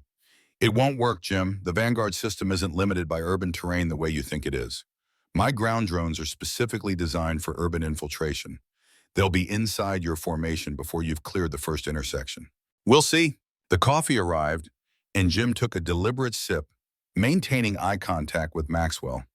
Something about this conversation felt off. Maxwell hadn't requested this meeting just to warn him that his strategy would fail. "What's this really about, Robert?" Maxwell leaned back in his chair, his hand unconsciously moving to rub his thigh where his injuries from Basra had been most severe. "I'm trying to save you from humiliation. The demonstration is going to proceed, and my system is going to prevail. That's not in question." "Then why are we having this conversation?" "Because afterward, decisions will be made, budgets will be cut, programs will be canceled, and careers will end." Maxwell leaned forward. "It doesn't have to be that way for you, then." Understanding dawned. "You're offering me a deal." Maxwell nodded. "A chance to be part of the future instead of a relic of the past." After the demonstration, regardless of the outcome, publicly endorsed the transition from manned tanks to autonomous systems. Use your credibility as a decorated tank commander to help ease the armor branch into its next evolution. And in return, a position with quantum defense, senior consultant on the integration of autonomous systems into ground warfare doctrine. Your experience would be invaluable in helping us refine the Vanguard's tactical applications. The offer was as unexpected as it was tempting. Jim had less than 2 months until retirement, with no clear plans for his civilian future. A consultancy with a major defense contractor would provide both financial security and continued relevance in the field he had devoted his life to. But it would also require him to betray everything he believed about the continued value of tanks and the men who crewed them. "And if I refuse?" Maxwell's expression hardened slightly. "Then the demonstration proceeds as planned. My system defeats yours decisively, and you retire as scheduled, remembered as the last defender of an obsolete weapons platform that cost taxpayers billions to maintain past its useful lifespan." Jim considered his response carefully. "You seem very certain of the outcome." "I am. The Vanguard system has run thousands of simulations against every conceivable tank tactic, including urban assaults. It wins every time." "Simulations aren't reality, Robert. In this case, they're close enough." Maxwell drained his whiskey and set the glass down with finality. "Think about my offer, Jim. For old time's sake, I'll keep it open until after the demonstration. But this is happening, with or without your cooperation. The age of the tank is ending." As Maxwell rose to leave, Jim posed one final question. "Does Thomas know about this offer?" Maxwell paused. "Your son understands the future better than you do. He's already part of it." The ambiguous answer left Jim unsettled as Maxwell departed. Was Thomas aware of Maxwell's attempt to recruit Jim? Had he encouraged it? Or was Maxwell simply trying to sow doubt between father and son? Jim remained at the table, coffee cooling before him as he contemplated the implications. Maxwell's confidence was either supreme arrogance or based on knowledge of an advantage Jim wasn't aware of. Either way, the stakes of the coming demonstration had just been raised significantly. The day before the demonstration, Jim gathered his team for a final review. Each man looked tired but determined, the weeks of intensive training evident in their leaner frames and focused expressions. Tomorrow we face the Vanguard system in direct competition, Jim began. The outcome will influence the future of American armored forces for decades to come. But more importantly, it will determine whether the unique capabilities of tanks and their crews continue to be valued in an age of increasing automation. He looked at each man in turn, from Cooper with his technical brilliance to Gaines with his decades of hard-won experience. We've prepared as thoroughly as possible. We've adapted our tactics, refined our techniques, and pushed ourselves beyond conventional limits. Now we need to execute. Jim outlined the demonstration scenarios once more. Surveillance evasion across open terrain, defense against coordinated drone attacks, and finally the urban combat phase where they would implement their aggressive assault strategy. Questions, concerns? Gaines spoke up. Sir, what if Maxwell has another surprise waiting? Some capability we haven't seen in training? It was a valid concern, especially after Jim's unsettling conversation with Maxwell. We adapt, as we've done throughout this process. Remember, our greatest advantage is the human element, the ability to recognize unexpected situations and respond creatively. No algorithm can match that. As the briefing concluded and the men departed to make final preparations, Thomas remained behind. Jim prepared himself for another technical discussion or tactical suggestion, but his son's question caught him off guard. Did you ever doubt yourself? During all your years commanding tanks, Jim considered the unexpectedly personal query. Every commander doubts. The key is not letting that doubt paralyze you when decisions need to be made. Thomas nodded slowly. And Basra, the decision that cost Maxwell his legs and half your platoon their lives? Did you doubt that? The question struck like a physical blow.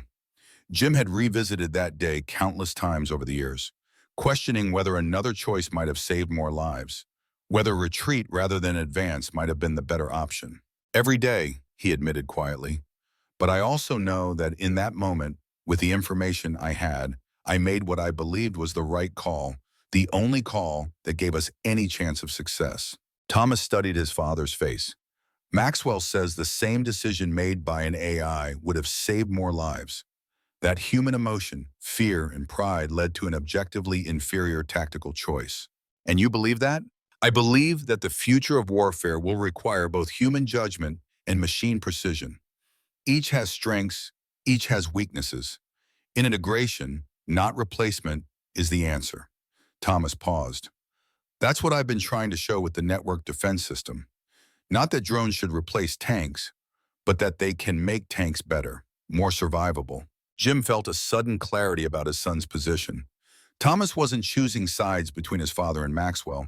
He was advocating for a third path, a synthesis of their opposing viewpoints.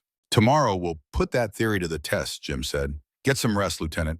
We move out at 600. As darkness fell over Fort Irwin, Jim stood alone outside the maintenance bay, where Hull 84 was receiving its final preparations. The massive tank, now bearing the scars and dust of intensive training, represented both the proud tradition he had served and the uncertain future facing the armor branch. Maxwell believed that tradition was ending, that the steel titans and the men who mastered them would soon be relics of military history. Jim wasn't ready to accept that conclusion, not without proving, one final time, what tanks and their crews could accomplish when pushed to their limits. Tomorrow would bring that proof one way or another. The battle for the future of American armor was about to begin, and Jim Harrington would meet it as he had met every challenge in his 35-year career, from the commander's position of an Abrams tank, leading from the front. Dawn broke over the Mojave Desert with a spectacular array of colors painting the eastern sky. Jim Harrington stood alone on the maintenance bay roof, watching as the first golden rays illuminated Hull 84. The Abrams tank sat ready, its massive form somehow both intimidating and reassuring. Maintenance crews had worked through the night, ensuring every system was at peak performance. Today would determine not just the future of American armor, but the legacy of every tank commander who had ever led men into battle. Beautiful morning for a last stand, Master Sergeant Gaines commented as he joined Jim on the roof, offering a steaming cup of coffee. Jim accepted with a nod, not a last stand, a demonstration of continued relevance. Same thing. Way I see it. Gaines took a sip from his own cup. Maxwell's got the brass, convinced we're dinosaurs waiting for the asteroid. Today we prove otherwise. They watched in silence as the rest of the team arrived. Cooper looking bleary-eyed after a night of final system checks. Ramirez moving with the easy confidence of a natural athlete. Thomas arriving last, his expression carefully neutral as he surveyed the preparations. "They're good men," Gaines observed. "Best crew I've served with. High praise coming from you." "Don't tell them I said so." Gaines finished his coffee. "Ready to make history, sir?" Jim allowed himself a small smile. One way or another. The demonstration area had been configured to represent a modern battlefield, with three distinct phases designed to test every aspect of tank operations against the Vanguard system. A viewing stand had been erected on a nearby ridge where Pentagon officials, congressional staff, and defense contractors would observe the proceedings. Jim noted the presence of several four-star generals and what appeared to be at least one cabinet member. Maxwell stood apart from the gathered dignitaries, surrounded by his technical team. He caught Jim's eye and offered a small nod, part acknowledgement, part challenge. The offer he had made still hung between them, unspoken but present. General Howard approached as Jim was completing his final inspection of Hull 84. "Colonel Harrington, everything in order?" "Yes, sir, we're ready." Howard lowered his voice. "Just so you know, the Secretary of Defense is here, and the Chairman of the Joint Chiefs. No pressure." Jim nodded, appreciating the heads up. "Any last-minute changes to the demonstration protocols?" "None." Howard hesitated. "Maxwell seems very confident, almost suspiciously so. He's always been confident, even when he was wrong. Let's hope today is one of those days." Howard extended his hand. "Good luck, Jim. A lot of people are counting on you, whether they know it or not." As Howard departed, Thomas approached, already dressed in his tank commander's gear. "Hull 2 and 3 report ready, sir. All systems nominal." "Thank you, Lieutenant." Jim studied his son's face, searching for any hint of his true thoughts. "Any last-minute insights about the Vanguard capabilities we should be aware of?" Thomas hesitated. "Nothing specific, but Maxwell wouldn't be this confident without reason. The system has capabilities we haven't seen in training." "Such as?" "I don't know for certain." Thomas looked troubled. "But during my consultation work, there was talk of a next-generation electronic warfare package, something that could do more than just jam communications or sensors." Jim processed this information. "Could it affect the tank systems directly? Engine management? Fire control?" "Theoretically, yes, but that would require breaching multiple security protocols." The implication was clear. If the Vanguard system could directly interfere with the tank's electronic systems, their entire strategy might be compromised. "Cooper," Jim called, motioning the electronics specialist over. "We may be facing advanced electronic warfare capabilities. What's our vulnerability?" Cooper considered this question. "The SCPV-3 Abrams has significant electronic hardening against conventional EW, but if they've developed something new..." He trailed off, mind racing through possibilities. "I can implement additional isolation protocols for critical systems. Won't be perfect, but it might help." "Do it, and brief the other tanks." As Cooper set to work, the announcement came that the demonstration would begin in 30 minutes. Jim gathered his team for a final word. "Whatever happens today, I want you all to know that it's been an honor serving with you. We've prepared as thoroughly as possible for every contingency. Now we execute." Jim looked at each man in turn. "Remember, we're not just demonstrating technology or tactics. We're demonstrating the human element that no autonomous system can duplicate. The judgment, the intuition, the will to prevail when algorithms would calculate defeat." The men nodded, a quiet determination in their expressions. Even Thomas seemed moved, his usual reserve softening momentarily. "Mount up," Jim ordered. "Let's show them what tanks can still do." The interior of Hull 84 was a study in functional design, every square inch serving a purpose. Jim settled into the commander's position, the familiar confines both constraining and comforting. Around him, the crew took their stations.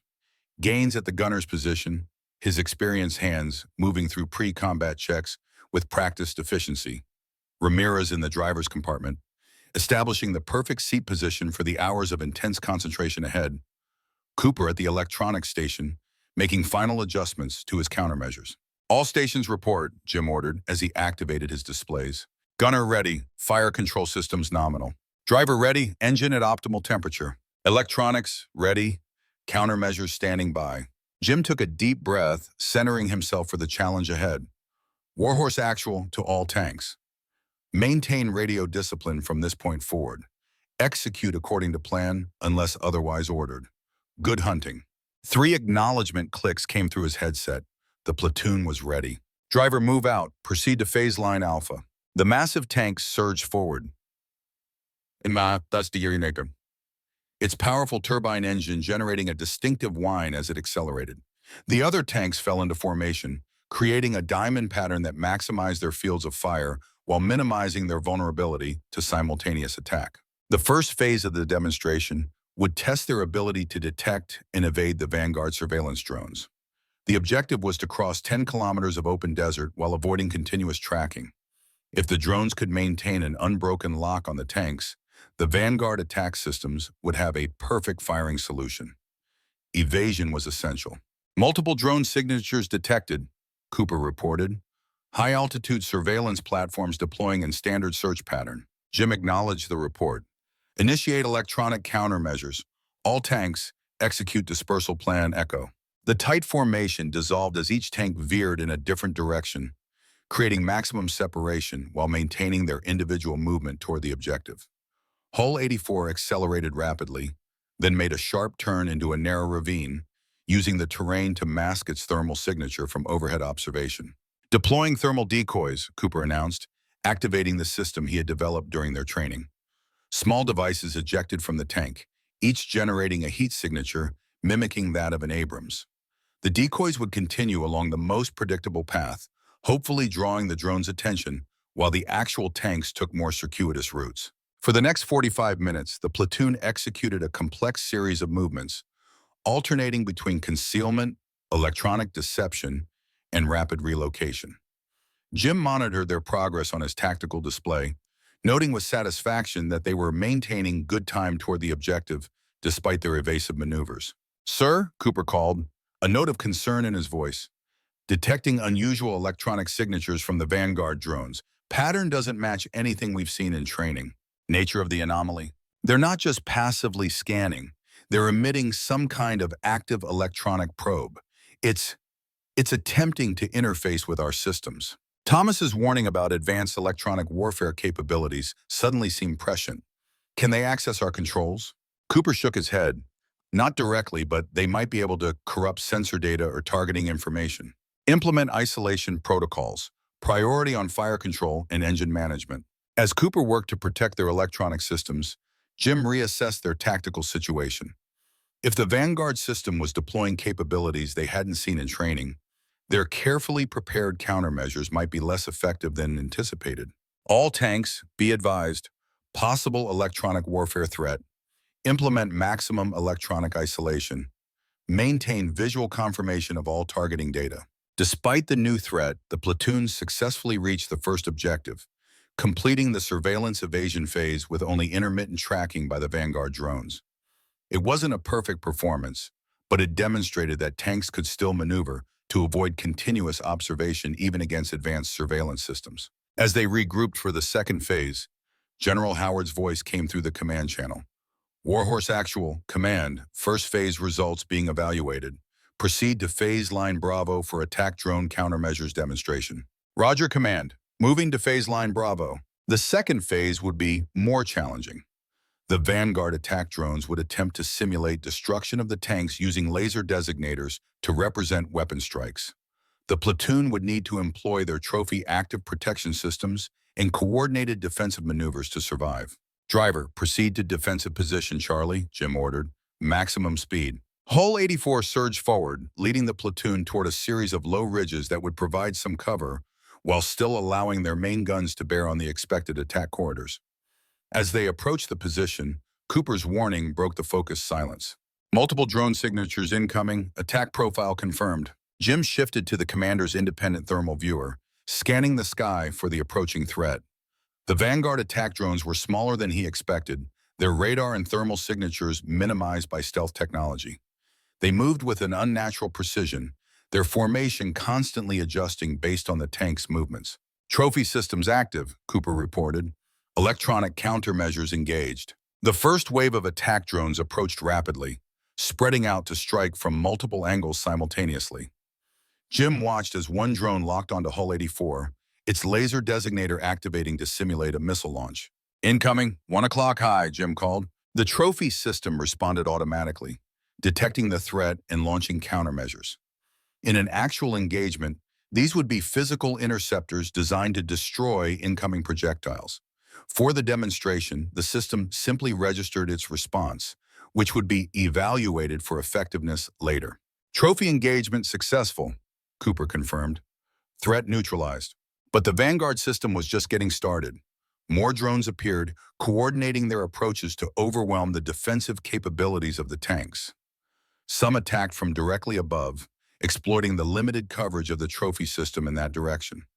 Others used terrain features to mask their approach until the last possible moment. Hull 3 reporting multiple hits came an urgent transmission. Trophy depleted, simulated mobility kill. One tank effectively eliminated, not a promising start to the second phase. All tanks initiate dynamic defense pattern, Jim ordered. Continuous movement, irregular intervals. The remaining tanks began a complex dance of advance and retreat, constantly changing direction and speed to present unpredictable targets to the attacking drones. It was a tactic they had developed specifically for this demonstration, one that ran counter to traditional armored doctrine of finding hull-down positions for maximum protection. The dynamic defense showed immediate results, with several drone attacks missing their targets as the tanks moved unexpectedly. But the Vanguard system was learning, adapting its attack patterns to the new tank tactics. They're predicting our movement, Cooper warned.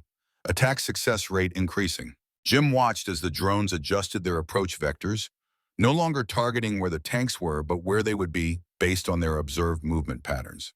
It was exactly the kind of machine learning capability that made the Vanguard system so formidable. Change the pattern, Jim ordered. Random movements only, no discernible sequence. For the next 20 minutes, the battle continued, with the tanks employing every defensive tactic they had developed during their training. Hull 84 remained operational, though it had registered several hits that would have damaged non-critical systems in an actual engagement. Hull 2 had fared worse, with multiple critical hits that would have rendered it combat ineffective. As the attack drone phase concluded, the interim results were mixed at best. They had demonstrated that tanks could survive against drone attacks, but not without significant casualties. Jim knew this wouldn't be enough to convince the Pentagon officials watching from the observation stand. Final phase approaching, Jim informed his crew as they regrouped. This is where we change the narrative. The urban combat phase would take place in a mock city constructed at the National Training Center for Training and Military Operations in Urban Terrain, MOUT. Traditional doctrine would have tanks approach such an environment cautiously, with infantry support to clear buildings and protect against close eye-range fiends. Jim's strategy was radically different. His tanks would execute a high-speed assault directly into the urban center, using buildings for cover against aerial attack, while forcing the Vanguard system to adapt to an environment where its surveillance and standoff attack advantages were minimized. All tanks, final systems check, Jim ordered. We go in fast, we go in hard, and we don't stop until we've reached the objective. Cooper spoke up from his station. Sir, detecting increased electronic activity from the Vanguard Command Center. They're changing something in their deployment. Maxwell adapting to our strategy? Possibly, or implementing capabilities they've held in reserve. Jim considered this information. If Maxwell was adjusting his approach based on their urban assault strategy, the element of surprise might be compromised, but they had no alternative plan that offered a better chance of success. We proceed as planned, but stay alert for unexpected drone deployments. As the tanks moved toward the start position for the urban phase, General Howard's voice came through on the command channel. Warhorse Actual, be advised, Vanguard has requested and received approval for deployment of their full capability suite for the final phase. Expect maximum opposition. Jim acknowledged the warning, understanding its implications. Maxwell was bringing everything he had to ensure the tanks failed this final test. All tanks, weapons tight, trophy systems at maximum sensitivity, we execute on my mark. Jim took a moment to center himself, aware that the next 30 minutes would determine the future of American armor and his own legacy as a tank commander. Everything they had trained for came down to this final demonstration. Driver, move out, maximum speed. Hull 84 surged forward, accelerating rapidly toward the entrance to the urban complex. The other tank followed closely, maintaining tight formation despite the challenging terrain. As they approached the first buildings, Jim gave the order that would commit them fully to their unorthodox strategy. Execute Urban Assault Plan Delta. No stopping, no hesitation. The tanks broke formation as they entered the urban environment, each taking a different route through the mock city while maintaining their aggressive forward momentum. Hull 84 thundered down a main avenue, its massive form seeming incongruous against the backdrop of buildings. Almost immediately, the Vanguard drones responded, converging on the new threat. But the urban terrain created the complications Jim had anticipated. High buildings blocked direct approaches, forcing the drones to adjust their attack vectors. Signal reflection from concrete structures interfered with their targeting systems. The very environment that traditionally made tanks vulnerable was now providing them with unexpected advantages. Multiple drones attempting to establish firing positions, Cooper reported. Their coordination is degraded by the urban terrain. Jim directed Ramirez to make a sharp turn down a narrow side street, demonstrating the surprising agility of the Abrams despite its size. The maneuver threw off several drones that had been setting up for attack runs. Ground drones deploying, Cooper warned, infiltration units entering the urban complex. This was the threat Thomas had highlighted. Small, agile ground drones designed to target vulnerable points on the tanks at close range. In an actual combat situation, they would carry shaped charges capable of penetrating even the thick armor of an Abrams. Gaines coax ready. Sweep all approaches. The 7.62mm machine gun mounted coaxially with the main gun began firing, sweeping the approaches to the tank with simulated, suppressive fire. In the confined spaces of the urban environment, this secondary weapon was often more useful than the massive 120mm main gun. As Hull 84 navigated through the mock city, Jim coordinated with the other tank, ensuring they maintained mutual support despite their separated routes. The urban assault strategy was working better than even he had hoped. The Vanguard system, designed to engage tanks in open terrain, where its surveillance and standoff attack capabilities gave it decisive advantages, was struggling to adapt to tanks moving rapidly through a complex urban environment. "Sir," Cooper called urgently, "detecting a massive spike in electronic emissions. Something's coming." Before Jim could respond, the tank's electronic systems flickered. Displays momentarily went dark, then returned showing corrupted data. The engine note changed, the turbine's smooth whine becoming erratic. "Electronic attack," Cooper confirmed, fingers flying across his control panel. "They're targeting our systems directly." This was the advanced capability Thomas had warned about. The Vanguard system was attempting to disable the tanks electronically rather than through simulated weapons fire. "Implement emergency isolation," Jim ordered. "Switch to analog backups where available." Modern tanks were heavily computerized, with electronic systems controlling everything from engine performance to weapons targeting. But the Abrams still retained manual backups for critical functions, a design philosophy that suddenly proved its worth. Cooper activated the emergency protocols they had developed following Thomas's warning, isolating critical systems from external interference. The electronic attack continued, more sophisticated than anything they had encountered in training, but the tank remained operational. Hull 2 reporting complete systems failure, came a transmission from the other tank. All electronic components non-responsive. One tank effectively eliminated through electronic warfare. Jim knew this demonstration was rapidly becoming a last stand rather than a coordinated assault. "Continue the mission," he ordered his crew. "We reach the objective no matter what." As Hull 84 pressed deeper into the urban complex, the nature of the engagement changed. With aerial drones constrained by the urban environment and electronic warfare proving less effective against their hardened systems, the Vanguard deployed its ground infiltration drones in increasing numbers. The small, spider-like machines swarmed toward the tank, using buildings and debris for cover as they approached. Some attempted to climb onto the hull, seeking vulnerable points like vision blocks, hatches, or exhaust vents. "Contact, all sides," Gaines reported, swinging the Coax machine gun to engage the nearest threats. "Maintain forward momentum," Jim ordered Ramirez. "Don't stop for anything." The tank crushed several ground drones beneath its tracks as it continued its advance, while Gaines eliminated others with precise bursts from the machine gun, but there were simply too many to engage effectively. "Sir, they're concentrating on the rear deck," Cooper warned, near the engine compartment. In an actual combat situation, this would be a critical vulnerability. Shaped charges placed against the relatively thinner armor protecting the engine could disable the tank's mobility. "Gaines main gun, 3 o'clock, he round. Target acquired. Fire." The 120 mm gun roared, sending a high explosive round into a building adjacent to their position. The controlled demolition sent debris cascading into the street, crushing several ground drones and blocking the approach of others. It was an unorthodox use of the main armament, but effective in the current situation.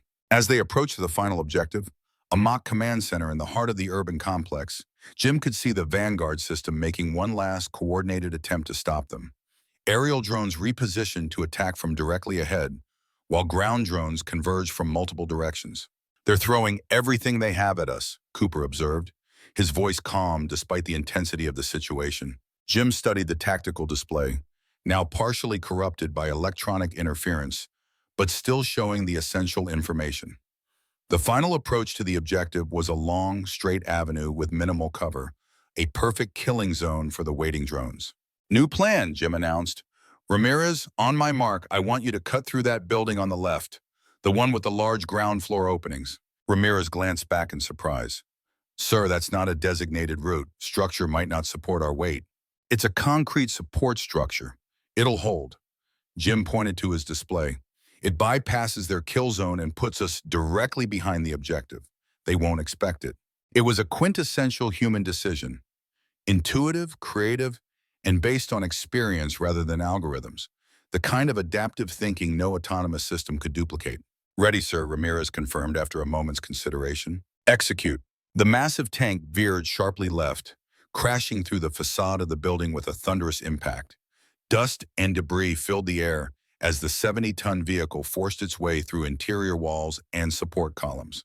For a heart-stopping moment, the tank seemed to bog down in the rubble, but Ramirez skillfully navigated the obstacles, maintaining momentum until they burst through the rear wall. As Jim had predicted, they emerged directly behind the objective, bypassing the carefully prepared defenses the Vanguard system had established. The sudden appearance of an Abrams tank from an unexpected direction created momentary confusion among the drone swarm, providing the opening Jim needed.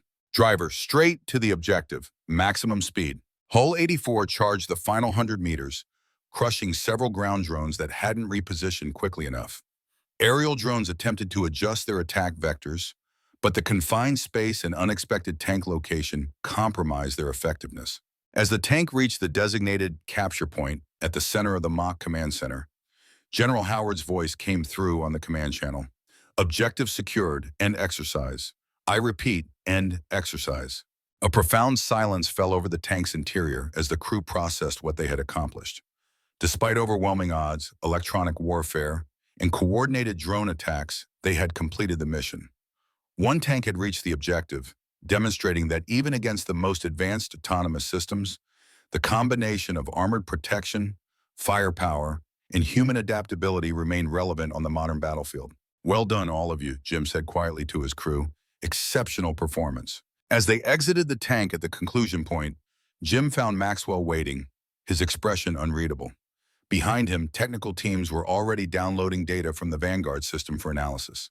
"Congratulations," Maxwell said, his tone carefully neutral. "The building maneuver was unexpected." "That was the point," Jim replied. A subtle smile touched Maxwell's lips. "You proved that one tank, commanded by the most experienced tank commander in the Army, can occasionally survive against autonomous systems. But at what cost? 3 out of 4 tanks lost. In a real conflict, those are unsustainable casualties." Before Jim could respond, General Howard approached, accompanied by several Pentagon officials. "Gentlemen, the formal evaluation will take time, but I wanted to personally congratulate both teams on an impressive demonstration." One of the officials, a civilian Jim recognized as the Undersecretary of Defense for Acquisition, addressed them directly. "Colonel Harrington, Dr. Maxwell, what we witnessed today was not a competition between opposing systems, but a demonstration of complementary capabilities." Both Jim and Maxwell looked at the Undersecretary with surprise. The autonomous systems demonstrated remarkable effectiveness in open terrain engagements, while the tanks showed unexpected adaptability in urban environments. The Undersecretary continued, "Neither represents a complete solution for future combat requirements." Thomas stepped forward, having joined the group after exiting Hull 2. "Sir, if I may, that's precisely the point I've been trying to make throughout this process. Integration rather than replacement is the answer." The Undersecretary nodded.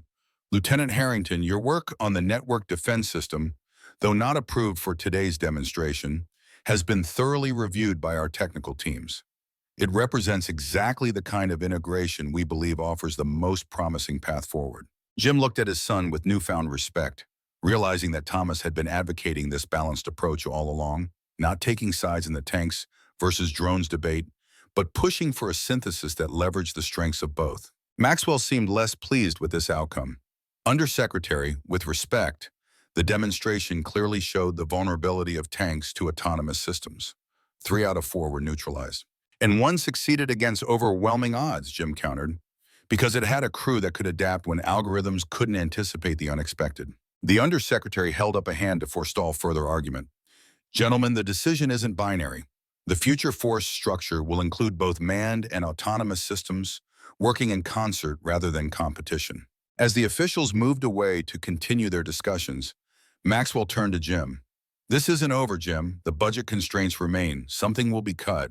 But not everything, Jim replied, and not because of a philosophical preference for machines over men. Maxwell's expression softened slightly. My offer still stands. There's a place for your experience at Quantum Defense, helping to shape the integration the Undersecretary envisions. Jim considered the offer carefully before responding. I appreciate that, Robert, but I think my expertise might be better applied within the Army, ensuring that integration happens in a way that respects the unique capabilities of both tanks and the autonomous systems that will support them. Maxwell nodded, disappointment evident but understanding apparent. Always the true believer. Someone has to be. As Maxwell departed, Thomas approached his father. The professional distance that had characterized their interactions throughout the demonstration had softened, replaced by something approaching mutual respect. That was impressive driving through the building, sir, Thomas said. Not something the Vanguard system predicted as a possibility. Sometimes the best solution isn't the most obvious one, Jim replied. Something I hope you'll remember as you continue your career. Thomas nodded. The Undersecretary mentioned my network defense system. They want to develop it further, integrate it into the next generation of tank upgrades. Pride swelled in Jim's chest, though he maintained his composure. They could use someone with both traditional armor experience and understanding of autonomous systems to oversee that development. They've already asked me to head the project team, Thomas admitted, starting after my next deployment. The pieces fell into place. Thomas hadn't been choosing between opposing visions. He had been creating a third option, one that preserved the best elements of both. In his own way, he had been fighting for the future of armor as determinedly as Jim, just with a different approach. You'll do an exceptional job, Jim said, allowing some of his personal feelings to show through his professional demeanor. Your mother would be proud. The mention of Thomas's mother, gone now for over a decade, created a moment of shared vulnerability between father and son. For the first time in years, they stood not as superior and subordinate, not as representatives of competing military philosophies, but simply as family. I learned from the best, Thomas said quietly, even when I didn't always show it. As the sun began to set over the mock city that had been their battlefield, Jim took a moment to look back at Hull 84. The Abrams tank bore the scars of their desperate assault, its paint scratched, its fenders dented, dust coating every surface.